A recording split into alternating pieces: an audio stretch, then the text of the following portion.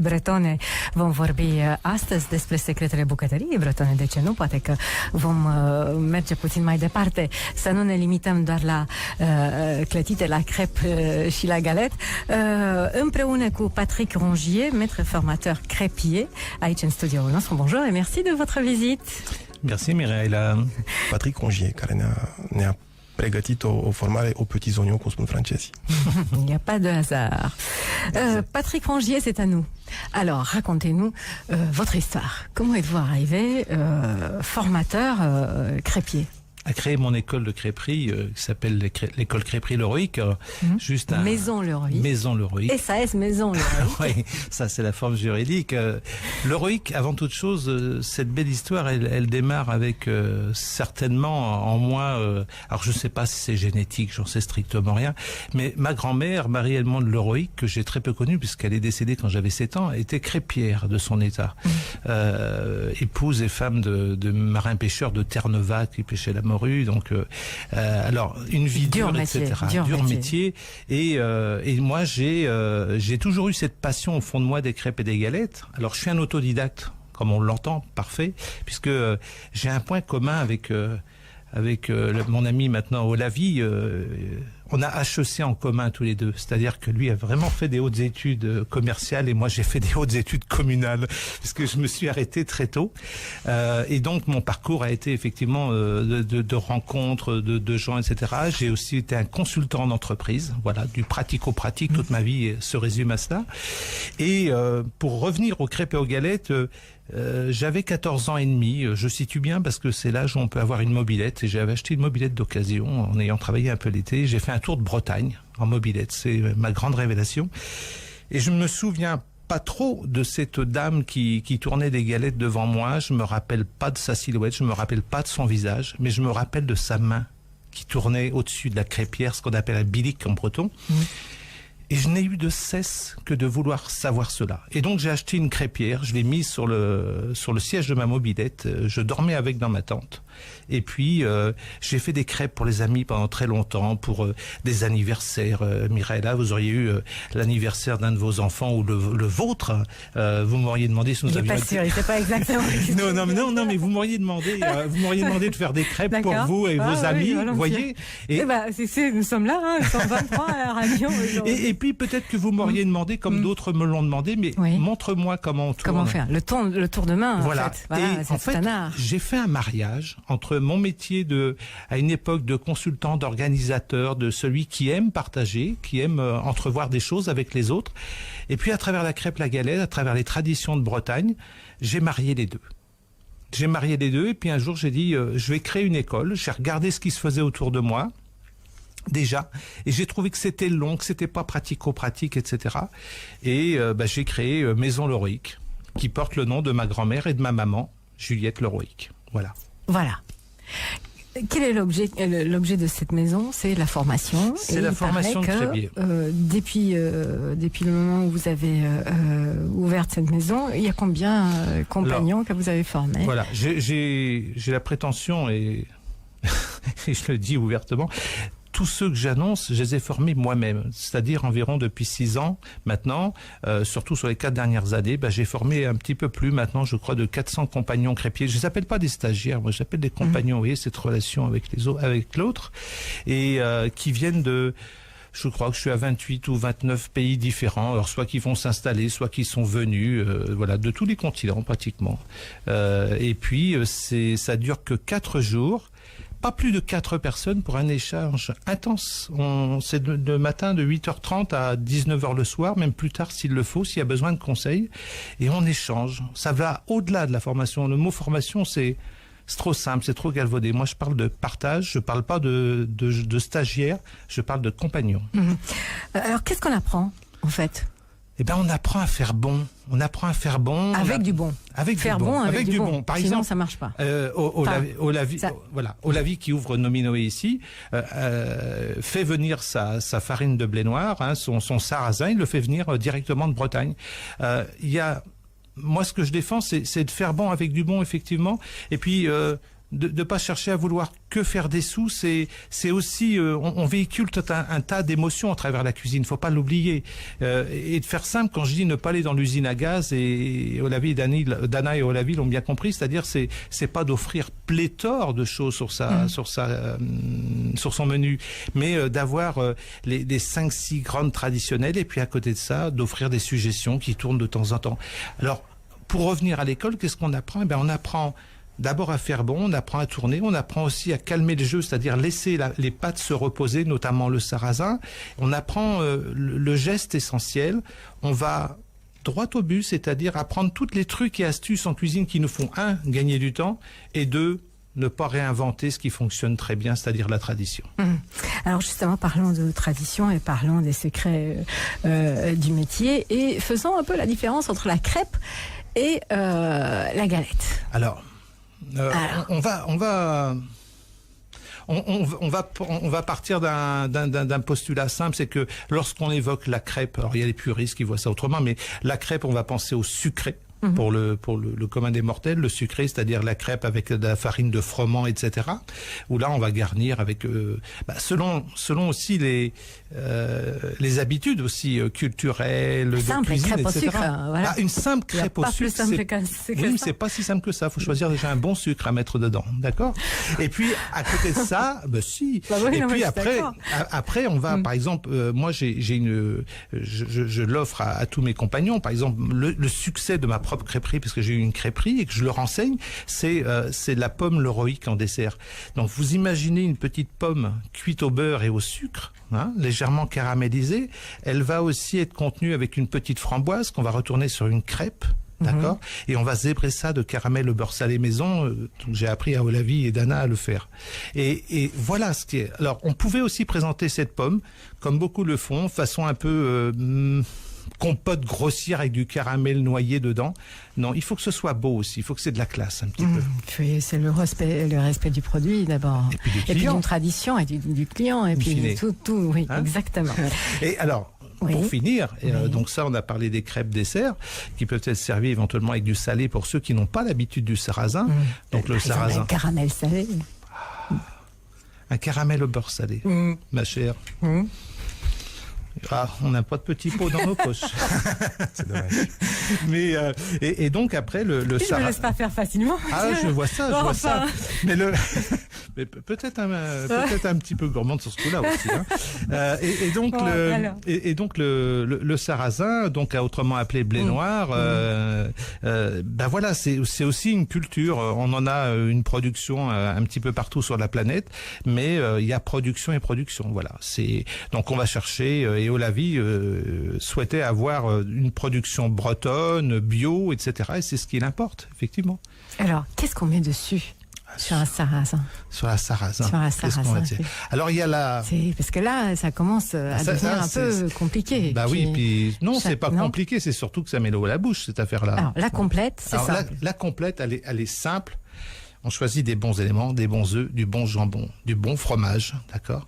Et imaginez, Michaela, on tourne une belle sarrasin là sur le bilic, la crêpière, et puis on va y déposer un œuf. On va étaler le blanc. On va faire en sorte que l'œuf miroir soit joli. On va mettre. C'est ce qu'on appelle l'œuf miroir, c'est vrai. L'œuf miroir, on peut le brouiller aussi, mais l'œuf miroir c'est plus joli. Et puis nous allons mettre notre fromage autour. On va pas cacher l'œuf et on va mettre du jambon sur les côtés. Et on va attendre que la galette, certains disent la crêpe de blé noir, la galette pour moi, on va attendre qu'elle soit crasse. En breton, ça veut dire crasse, ça veut dire croustillante. Elle relève sur les bords. Et là, on va la ramener tout doucement, tranquille. Voilà, faut 2 minutes 30 à 3 minutes pour faire une bonne galette. C'est pas comme en pizzeria, j'ai rien contre, bien sûr, mais on va enfourner 7-8 pizzas. Et là aussi, il faut de la magie un peu là-dedans. Là, on travaille une crêpe par une crêpe, galette par galette sur le bilic. Et puis, on va mettre un petit peu de beurre au pinceau, beurre de micelle, si possible. Vive la Bretagne. Et nous avons servi. C'est mon préféré, le beurre de micelle. Le jour où j'ai découvert le beurre de micelle, mais ça a été un jour magique. Mais on peut pas le dissocier de la galette de blé noir. Non. Tout à fait. Alors, pliage de la galette. Ah. Parce que pour le sarrasin, on plie juste les bords et on laisse, en fait, on forme Un carré. On forme un carré. Alors, on peut former un carré, on peut former un triangle, etc. Maintenant, il y a la réalité de la restauration, c'est-à-dire que lorsqu'on a beaucoup de monde, parce qu'on a beaucoup de succès, il y a des pliages qui sont plus ou moins compliqués. Moi, je pars d'un constat qui est faire simple, toujours faire simple. Simple mais bon. Et puis, on mange aussi avec ses yeux. Et le format carré, c'est génial pour ça. Parce que l'assiette arrive devant vous et le meilleur compliment que je leur souhaite, c'est quelqu'un qui dise « Ah, ça me souvient, je me souviens de mes vacances en Bretagne ou je me rappelle d'une grand-mère en Bretagne. » Là, on a remonté une émotion, donc c'est gagné. Mais il faut que ce soit ouvert, il faut qu'on mange avec nos yeux aussi. Vous comprenez, Mireille, là? Bien sûr. Alors, il paraît qu'il y a environ, un peu plus de 4000 crêperies, toutes crêperies confondues, tout type de crêperies en France. Ouais, c'est même plutôt près de 5000 même. Près de 5000. Ouais. Et en Bretagne, plus de la moitié, peut-être. Non. Est-ce qu'on en trouve partout? Alors, on trouve des crêperies un petit peu partout. Alors, sachant que effectivement, notamment pour les amis touristes qui viennent de l'extérieur, y compris dans mon propre métier, c'est-à-dire que les gens qui veulent se former cherchent d'abord des écoles ou un formateur, y compris moi, ça tombe bien, en Bretagne, parce que c'est réflexe crêpe galette égale Bretagne, parce qu'il y a une production de blé noir, etc. Alors, des crêperies, bah oui, il y a des crêperies, mais mettons, puisqu'on parle de cuisine, de gastronomie, mettons les pieds dans le plat, juste de manière très sympathique. C'est qu'il y a, à mon sens, crêperie et crêperie. Sous la Tour Eiffel ou à l'entour de la Tour Eiffel, vous avez aussi des gens qui vendent des crêpes et en fait, ils ouvrent les gars, ils ont des super toques sur la tête, hein, ils se mettent super crêpier et en fait ils ouvrent comment on appelle ça, un seau avec un mix, il n'y a plus qu'à mettre de l'eau. Et puis ils mélangent. Non, nous on travaille autrement, ça n'a rien à voir. Et même partout, y compris en Bretagne, il y a ceux qui ont l'amour du métier, mettant dans les crêpes que ce serait un couvreur ou un peintre en bâtiment. Je veux dire, c'est de la manière dont on a envie de véhiculer les choses. Ça veut dire quoi? On travaille autrement. On travaille autrement. Alors, il y a quelques mots qui définissent ce qu'on veut faire d'un point de vue culinaire. C'est traditionnel, c'est artisanal, c'est naturel, c'est bio. Pour le cidre et pour les bières que nous allons avoir, c'est non pasteurisé, c'est non filtré. Donc, c'est ça, et tout ce qui va avec. Donc, effectivement, c'est le plus naturel possible. C'est fait à la main. Un exemple... On a aussi un petit coin épicerie au-delà du resto. Il y a quelques bons produits bretons typiques qu'on importe également de là-bas. L'idée pas du tout d'importer le tout de France, de Bretagne, absolument pas. L'idée est d'importer les incontournables. Voilà. Le cidre, le vrai cidre, c'est le cidre breton, il vient de Bretagne, comme le vrai champagne vient de Champagne. Et c'est un peu l'idée. Un exemple, il y a des galettes et des palets, c'est des biscuits traditionnels au beurre salé également, qui sont faits à la main dans une toute petite fabrique de Bretagne, près d'un point du Rhin. Voilà, qu'on importe et qui sont disponibles dans notre petit coin épicerie. Alors, ce que vous voulez faire, c'est vraiment une ambassade de la Bretagne à Bucarest. Il y a le fameux slogan « La Bretagne, ça vous gagne ». Voilà. C'est vrai. Non, mais je suis tout à fait d'accord. Alors, je voudrais qu'on parle un petit peu de votre Bretagne à vous, les goûts, les odeurs, tout ce que vous sentez. Enfin, faites-nous voyager un petit peu. Non seulement à travers la galette ou les crêpes, mais vraiment les endroits que vous aimez, les gens que vous connaissez, ce que vous aimez en Bretagne. Ça c'est marrant parce que malgré qu'on a beaucoup travaillé là pour l'ouverture de leur crêperie Nominoé, ils ont réussi quand même à m'emmener voir un petit peu Bucarest et me montrer. Il me fait un plaisir énorme qui est ce que je lui racontais que voilà, je retrouvais pas le titre. La vie c'est la longue marche. J'évoquais ce bouquin d'un homme qui un peu désespéré s'est soigné l'âme et l'esprit en faisant Istanbul-Xi'an en Chine à pied. C'est un Français et il me faisait rêver parce qu'il parlait des caravansérails et j'en avais jamais vu. Il m'a emmené. Et en fait, et ce matin dans la voiture, je lui dis, tu sais, moi il y a plein de trucs qui me passent par la tête et notamment il y a pas longtemps, j'étais Pointe-Saint-Mathieu, en plein Finistère, voilà, au bout de la Bretagne, la Bretagne la plus éloignée. Et je me disais que la Bretagne, c'était aussi ça, c'est des éléments, c'est une vie d'histoire, de culture, de légendes, aussi belles les unes que les autres. Et la Bretagne, elle nous fait rêver. Il y a la Bretagne des terres, il y a la Bretagne de la mer. Et ça, c'est important. Exactement. Il y a qu'on soit croyant ou pas, il y a des enclos magnifiques. Il y a les pierres qui tremblent à Ailgouette. Vous êtes dans la forêt de Brocéliande, où là, vous avez tout Merlin l'Enchanteur, la fée Viviane qui vient vers vous, etc. Ils ont existé, ils n'ont pas existé, des légendes.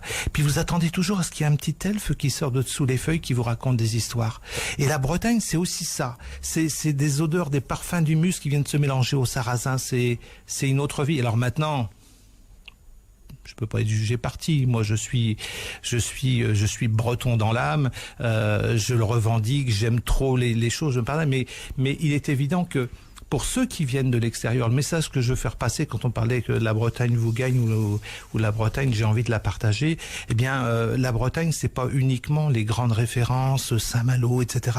C'est beau. Ma maman est malouine, donc je peux en parler. Malouine, ça veut dire habitant de Saint-Malo. Saint-Malo. Ma grand-mère, l'Héroïque, donc faisait des crêpes et les guêtres pendant 30 ans dans ce coin-là.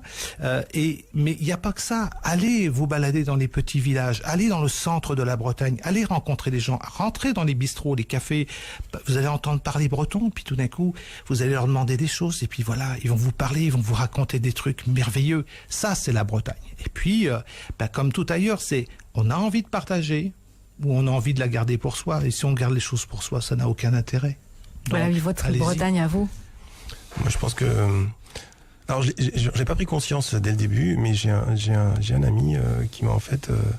m'a mis les mots dans la bouche, ou voilà, il m'a dit en fait ce que vous venez de dire plus tôt, c'est que en fait ce que tu veux faire là, c'est une petite ambassade de Bretagne, et c'est effectivement ça.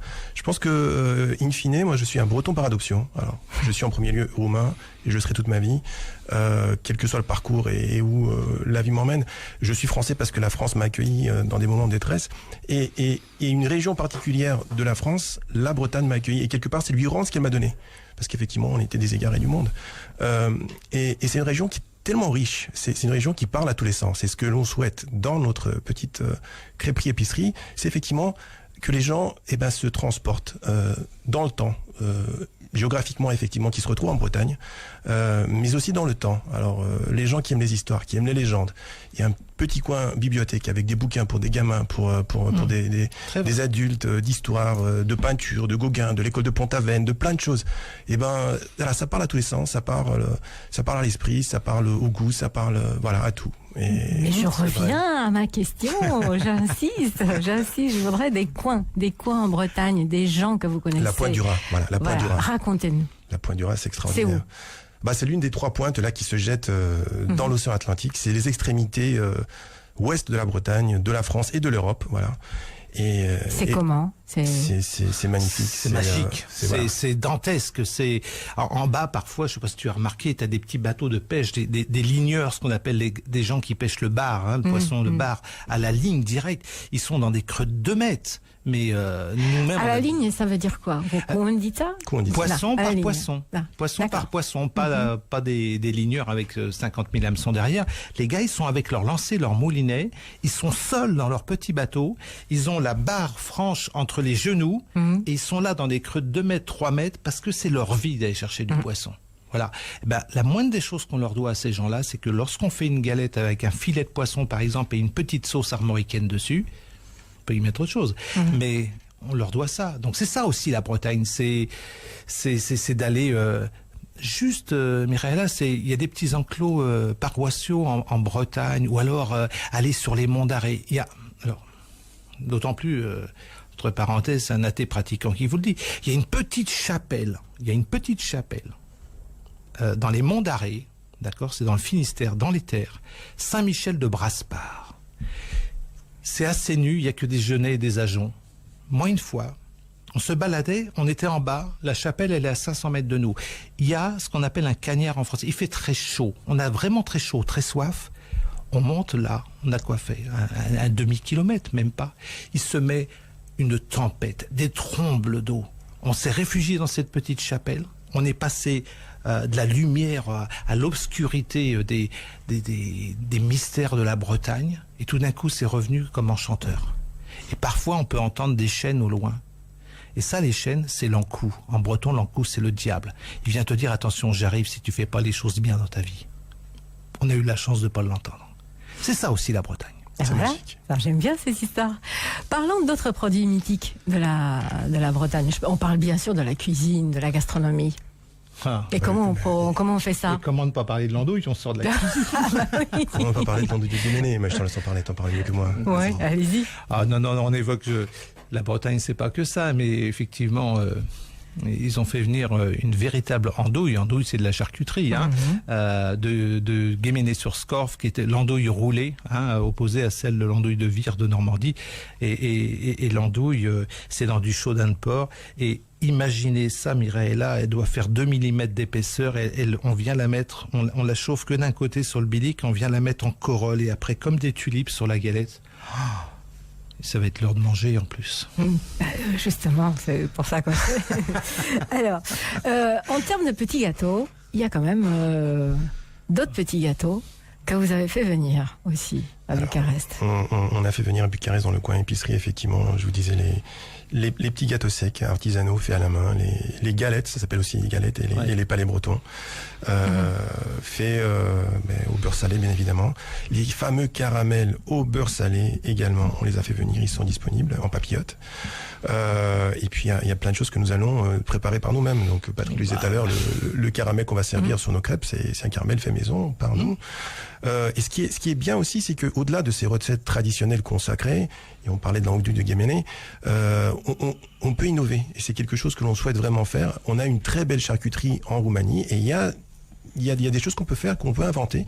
Mais on n'invente pas. Et c'est de la grande tristesse qu'on n'invente pas trop. Eh ben nous, chez nous, on inventera. On créera. J'espère bien. Et c'est quand même dommage qu'on est capable de produire, je sais plus quelle quantité de lait de vache, de mouton, de chèvre, et qu'on fait combien de fromage chez nous, alors qu'en France, voilà. Donc il y a encore des choses à inventer. Il faut juste un peu de curiosité. Eh ben écoutez, j'ai travaillé, vous le disiez au tout début, une bonne quinzaine d'années chez Renault. À un moment donné, le slogan de Renault, c'était créateur d'automobiles. Nous, on va être créateur pas seulement de galettes et de crêpes, mais d'autres choses. C'est une promesse. C'est un peu peut-être prétentieux, mais on s'y tiendra. Non, mais je veille au grain, Mireilla. Je veille au grain, même à distance. Alors, parlons maintenant business. Parce que ouvrir une crêperie, ça paraît simple, mais ouvrir une crêperie à l'étranger, c'est probablement pas aussi simple que ça. Il paraît qu'en France, en fait, c'est un business qui est assez rentable, même si on travaille beaucoup, non ? Oui, bien sûr. Non, faut pas se voiler la face.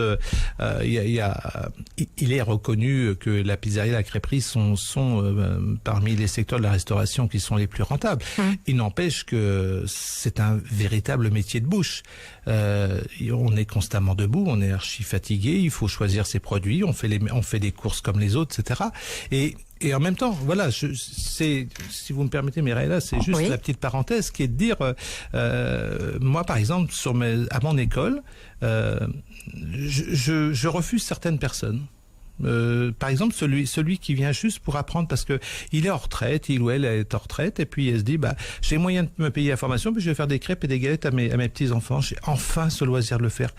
Je suis désolé, mais je lui dis non. Je peux pas te prendre parce que dans nos échanges, nous sommes si peu nombreux à aller de l'avant que je ne peux pas. Voilà, c'est pas mon métier que t'apprendre ça. Va faire un atelier, quoi. Parce que moi, je veux des gens, je veux les accompagner. Alors maintenant, effectivement, c'est un secteur qui est rentable, mais à condition qu'on fait bon. Les crêperies, ils s'enferment tous les jours aussi parce que à un moment, le seul juge de paix, c'est le client. Et quand le client, il en a pas pour son argent, quand il n'a pas la tradition qu'il est venu chercher dans son assiette, quand il n'a pas aussi quelque part cette application à rechercher des petites choses nouvelles, il se meurt. D'accord. Voilà. Bon. Est-ce que vous êtes d'accord ? Oui, je suis d'accord. C'est pas simple. Et c'est peut-être pas par hasard, effectivement, qu'on sera là, je pense, si je ne m'abuse, la première crêperie épicerie bretonne de Bucarest. Parce que c'est compliqué, et pas seulement parce que ça coûte cher, parce qu'il y a aussi une chaîne logistique qui est compliquée. Alors effectivement, si on veut bien faire les choses, il y a, comme je disais tout à l'heure, il y a certains produits qu'il faut importer de là-bas.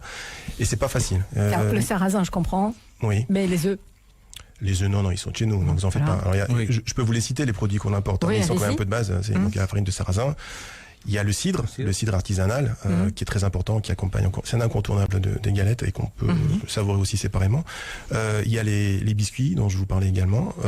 Et puis il y a les caramels au beurre salé. On a commencé avec ça. Voilà, on a commencé avec ça. Mais ne serait-ce que ça, par exemple, j'en ai un exemple. Il nous a fallu maintes semaines, voire des mois, pour que les autorités douanières roumaines se mettent d'accord avec les autorités françaises douanières sur le fait que le cidre était payeur d'accise en France, mais pas en Roumanie. Donc il y a des exemptions, il y a des choses qui doivent se passer d'une certaine manière, des documents très compliqués. Alors ça paraît simple, mais c'est pas du tout compliqué. C'est pas du tout simple. Voilà. Je pense même que c'est plus compliqué qu'en France d'ouvrir un restaurant ici. Pourquoi? Parce que moi, je lui livrais ce dont moi j'avais vécu dans ma propre crêperie, de ce que je sais. Bon, bien sûr qu'il y a tout ce qui est lié à l'hygiène, etc. Donc il y a des normes, il y a plein de trucs. C'est presque plus draconien dans ce que tu as à faire ici. Au Lavis, je dis oui, mais ça non, oui, mais nous on doit le faire. Je vois pas à quoi ça sert, mais tant pis. Allons-y, puisque c'est la loi et les règles sont là. Donc observons les règles, suivons-les. Mais parfois ça peut être aussi un frein au développement, à faire des belles choses, quoi. Je sais pas. Donc maintenant, je me dis quand même que il y a plus compliqué que chez nous. Alors longtemps les crêpes étaient pour les enfants, pour les petits. Maintenant, elles existent en format pour les grands, non, bien sûr. Par contre, vous êtes plié aux nouvelles modes, parce que j'ai vu sur votre liste, vous faites des crêpes sans gluten, sans voilà. C'est l'un des avantages. Alors, effectivement, les gens qui veulent du naturel, du bio, du sans gluten, il faut qu'ils viennent goûter les galettes au sarrasin qui naturellement sont sans gluten et qui plus est, nous avons pris déjà. Mais comment on fait? Mais non, mais c'est simple. Non, mais c'est simple, Mireilla. Un produit sans gluten par excellence. Allez, je vais même aller au bout du bout, vegan. D'accord ?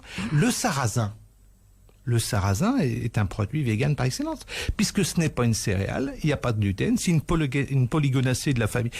La rhubarbe, tous vos auditeurs connaissent la rhubarbe, c'est la même famille. D'accord ? Donc, justement, moi, ce que je préférée. Mais oui, mais c'est génial. Mais en même temps, c'est ce que à la rhubarbe, mais c'est ce que l'on transmet, c'est-à-dire que faire bon, ça veut dire quoi? Vous avez tout un tas de recettes dans les bouquins, etc. Moi, qui m'énervent, y compris venant de la provenance de meuniers, ce sont ceux qui vont moudre le grain, même les grandes entreprises qui disent mettez du sarrasin, un peu de froment dedans, un œuf par kilo et pourquoi pas du lait, pourquoi pas du pétrole. Non, un bon sarrasin comme ils ont choisi, un bon sarrasin se suffit à lui-même, de l'eau et du sel. Naturliche. Par contre, il faut choisir son sarrasin. Il y a des sarrasins à tous les prix. Si on en revient tout à l'heure, Mireilla, si je veux gagner vraiment que de l'argent, j'achète un sarrasin à pas cher, dans des grands trucs de distribution, je fais ma grosse marge dessus. Mais il est où le goût? Il est où le fumé? Moi, quand je leur apprends à travailler à la main leur base, leur pâton, etc., mais vous avez tout qui remonte dans les narines. Le toucher aussi, c'est important. On prend un bon sarrasin. On met le prix dans son kilo de sarrasin. Mais c'est pas outrancier non plus, hein. Avec un kilo de sarrasin, on va fabriquer, selon sa main, on va fabriquer l'épaisseur qu'on veut donner, entre 24 et 28 galettes. Est-ce que vous allez faire les crêpes et les galettes vous-même?